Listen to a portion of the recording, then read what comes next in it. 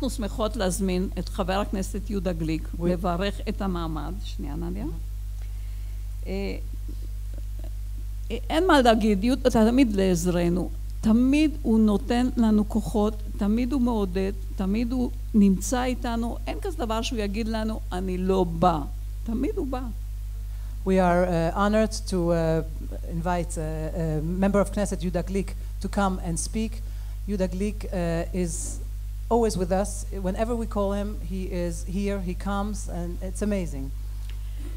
יהודה גליק, אתם יודעים, הוא גם אחד מהזריזים ודוחפים זריזות. מה שהוא עשה עם העניין של הר הבית זה בלתי יאומן. If you talk about a person who does things fast and energetically, Yehuda Glick is the person. It's amazing the revolution he did with the topic of the Temple Mount. יהודה, בבקשה. Yehuda Glick is coming to give us words of blessing on our first conference. Okay, בסדר גמור, okay. Shalom, shalom. Wow. We're a little bit off schedule. We're like 2,000 years late. And so I'm not going to take too much time. First of all, Yehudit and Nadia were so nice to me that I don't have to give a speech.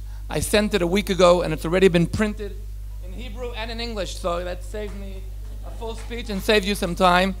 Read the paper. It's really wonderful. And Sam, it says there, facts on the ground. Those it's here. This is the human rights organization. But first of all, I want to say, Yehudit, you spoke about Abraham. He's running and running. In this week's parsha, we have the female Abraham running. Rivka vatemaher vatarotz od, and Nikra la na'ara v'nishala et pia, hatelchi im ha'ish hadar, are you going to go? Are you going to do lech lecha? Vatomer, elech, I'm there, I'm here. So here we have the female Avraham Avinu also. And I think, and it's so wonderful because Rivka and Yitzchak are the first couple, the first Jewish couple, that it says, Vaye'ahaveha. They love each other, and they love the land, and they love, and of course the Torah begins this week's parsha of Avraham. The dialogue there is not about the money. No, don't get mixed up.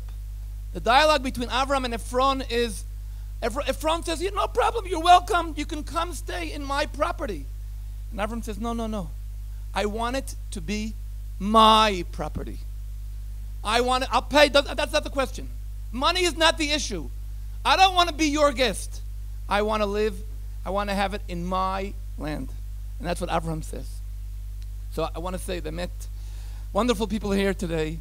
And Yudit and Nadia who are making this unbelievable revolution. Thank you, Helen and Judy, for your wonderful words. Sam and Ken. With that kind of name, Yuki always says Ken.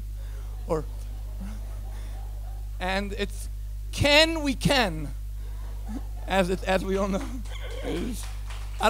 Wherever I go, he's always there. I don't know how he manages. He's at President Trump. He's at Bibi Netanyahu. He's in the Knesset. He's in the Yehuda. He's always, wherever I go, he's there. So Bemet, you're doing wonderful things.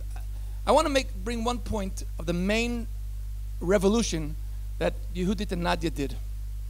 For many years, I tried to understand how did this two-state concept get into our terminology. 30 years ago, it was only the real far left, not left, the far extreme Arab parties were the only ones who were speaking about it. And I understood they had a method. And the method of brainwashing, and how did it work? For years, every single left-wing person who was interviewed, it doesn't matter what the question was.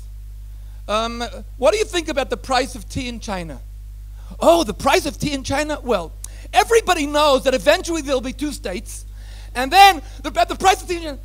What do you think about the new cars running in the streets today, about the traffic jams? Well, everybody knows eventually there'll be two states. And what you asked about the traffic, step by step, the brainwashing worked. In the past few years, the terminology has changed. Everybody knows that eventually there'll be sovereignty. And who made that change? Nadia and Yudit brought to that change. And we have to use that same method again and again, no matter what we're talking about. It's obvious. And you know what? It's obvious because that's what happens. People talk to me about peace, and I say, you know, you want to see where peace is taking place? Walk into Rami Levi at Summit Gush Etsion. You'll see it's there. We're living together. We're living together. This is where it's happening. We're not pushing them away. We know that we're here, and they know that we're here for good.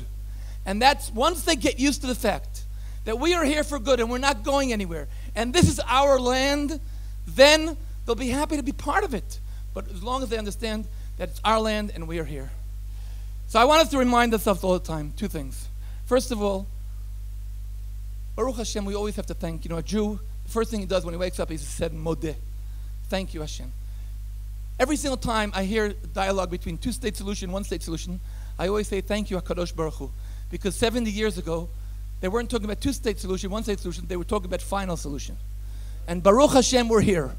And we always have to remember and thank HaKadosh Baruch Hu for the great miracles that we are. And many of the people sitting here who are a little older than myself, you can give them a big hug because they saw what no Jew ever saw in the history of mankind, where we were 70, 80 years ago and where we are today. So we have to thank that. And the second thing is that it happened by our initiative. Hashem accompanied us, but it was our initiative. And we have to do it, and we have to use our 10 fingers, we have to use our hands, and we have to run ahead, as we said, run and understand that we have to do it, but we have to get people used to the terminology. So behatzlacha to all of you on this new journey of the 8th Knessim of Ribonut, behatzlacha, and I'm so privileged to be here, to have the zchut, to bless you all, and I'll try to accompany wherever I can, but bemet, kol hakavod, Shabbat Shalom.